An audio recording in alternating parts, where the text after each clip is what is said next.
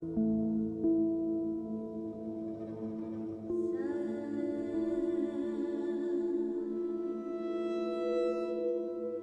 find it quite worrisome that the world seems unaware of the scale of the problem of disappearances in Sri Lanka. There are no clear numbers, but the number of cases that we've documented suggests that Sri Lanka at the moment probably has the highest level of disappearances in the world. The government obviously says that nothing is happening whatsoever and denies any responsibility for the disappearances. In reality, cases we documented strongly suggest the involvement of Sri Lankan security forces. In essence, this is an ethnic conflict and a civil war between the government and the Tamil Tigers. For many years, Human Rights Watch has documented abuses by the Tamil Tigers, but what we're seeing in the last year and a half is the government stooping to the level of this very violent and abusive armed group. In this battle, it's the civilians who get squeezed.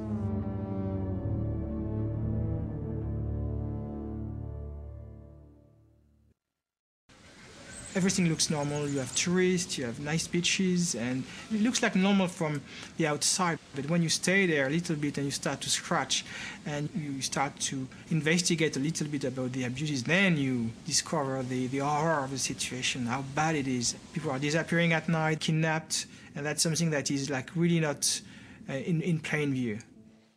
We met with hundreds of families in Sri Lanka, and for each family it's an ongoing tragedy. It's a tragedy that defines every single day of their lives.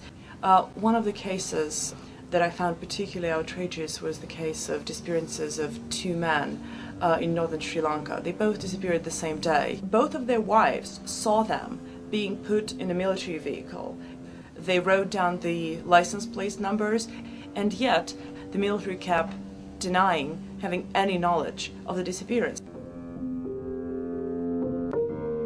What's really important for us is, in many cases, the disappearance took place in an area of strict government control.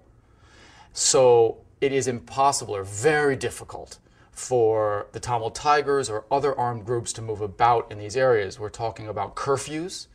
We're talking about constant patrols and checkpoints by the military. And it's in these areas where disappearances are taking place, which in our mind points the finger quite directly at government forces.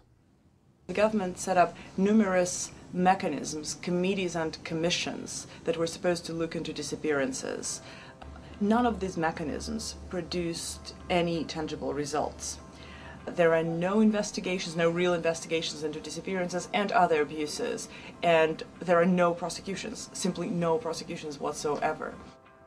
The only mechanism that can actually help solve the problem of disappearances would be international monitoring.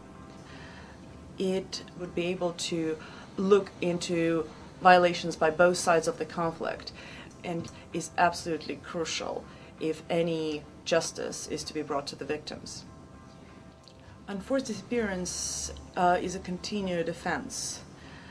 It brings an enormous tragedy to the family because in most cases they wonder for weeks and months and years and sometimes forever about the fate of their loved ones.